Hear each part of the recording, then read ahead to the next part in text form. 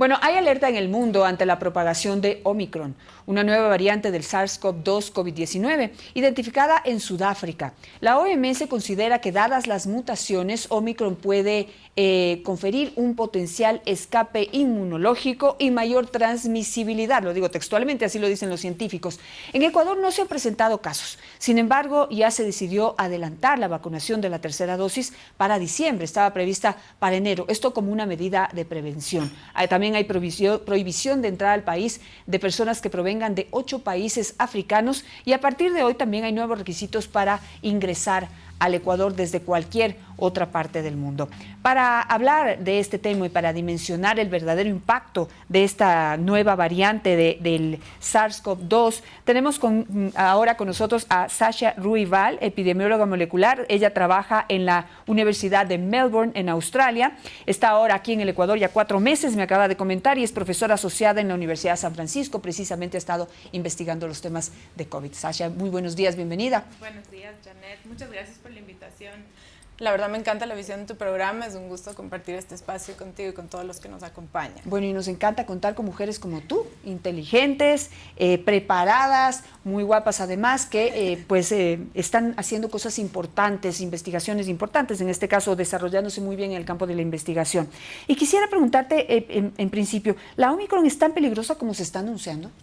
Bueno, creo que lo que diría cualquier científico es que todavía no lo sabemos. O sea, estamos en fases preliminares de entender cómo se va a comportar esta variante. Tenemos datos preliminares de países como Sudáfrica, donde ya se ha visto, por ejemplo, un incremento en el número de casos, un incremento exponencial que obviamente nos preocupa. También se ha visto un incremento en hospitalizaciones, que también nos preocupa. Pero también hay sesgos en estos datos, o sea, eso es en Sudáfrica. Tenemos que ver, ahora que se ha identificado la variante en otros países, qué va a pasar. Y eso depende del contexto epidemiológico. También depende mucho de tasa de vacunación. Por ejemplo, en países como Sudáfrica la tasa es muy baja. Por ejemplo, en Australia se ha identificado ya la variante en un estado que se llama New South Wales, donde la tasa de vacunación es mayor al 90%. Entonces puede que se comporte muy diferente dado este contexto epidemiológico.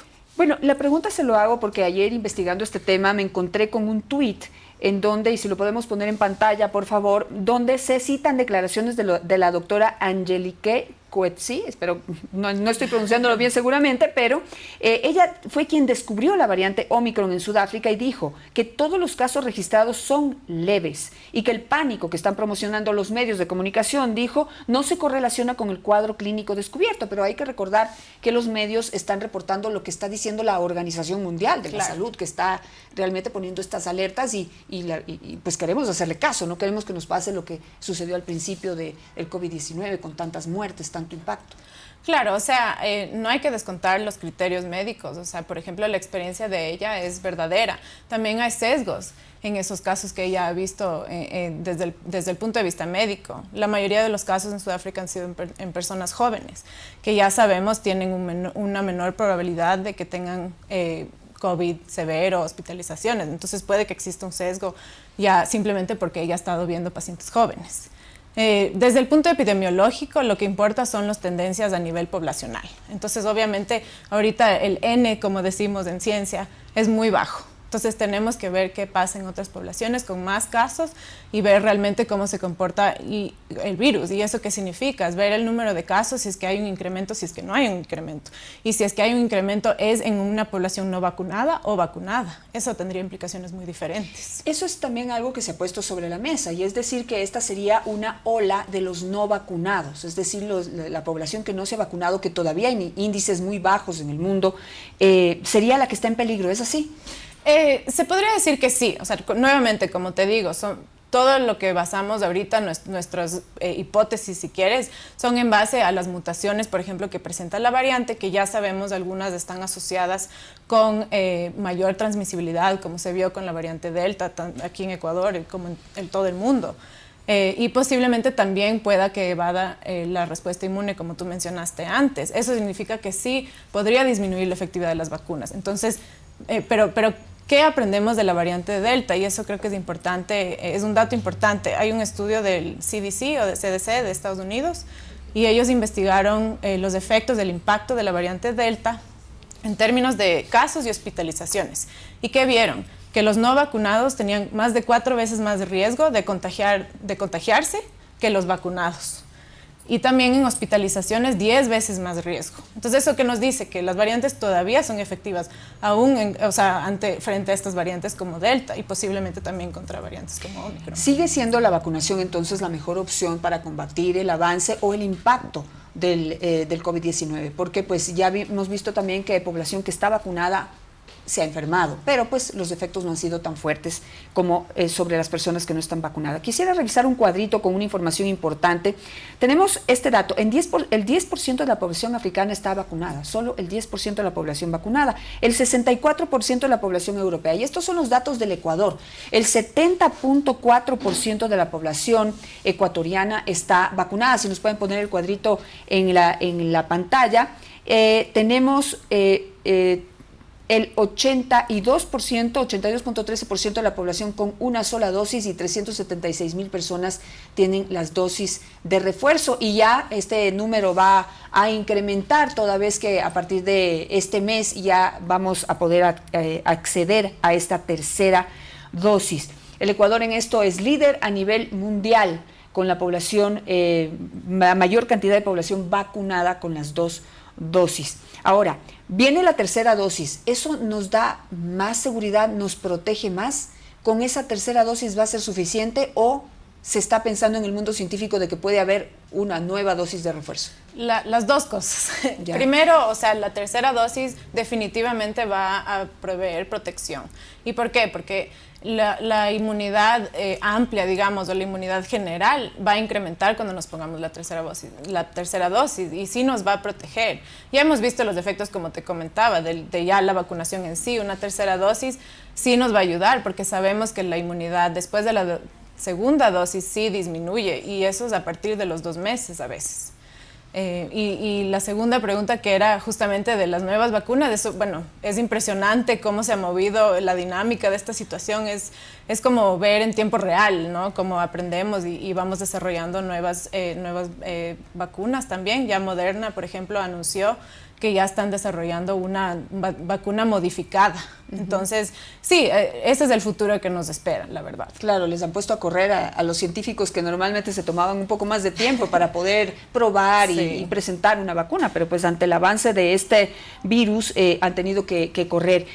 Sin embargo, todavía existe este problema que hay un bajo nivel de vacunación en el mundo. África es un continente que nos preocupa muchísimo, solo 10% de la población vacunada. Mientras tanto, en los países del primer mundo hay 1.300 millones de vacunas que están ahí listas para ser donadas, pero pues como que no hay agilidad en eso. No es un tema que te toca, porque pues tú eres una científica, pero ¿cómo ves, digamos, los científicos ya están con la solución? Ahora ya depende también de la organización, la generosidad y la logística que pueda tener el mundo. ¿Cómo lo ve el mundo científico, no? O sea, parado frente a la solución. O sea, es que ese es el dilema de la salud pública, ¿no? O sea, nosotros podemos crear todas las herramientas, sean vacunas, sean medicamentos, tratamientos, estrategias de control, estrategias de distanciamiento, mascarillas, lo que sea. Pero si no hay acceso a estas herramientas, que es justamente lo que se ve, por ejemplo, en países africanos, donde no han tenido el mismo acceso a vacunas como países como Estados Unidos, Inglaterra, Australia, por ejemplo.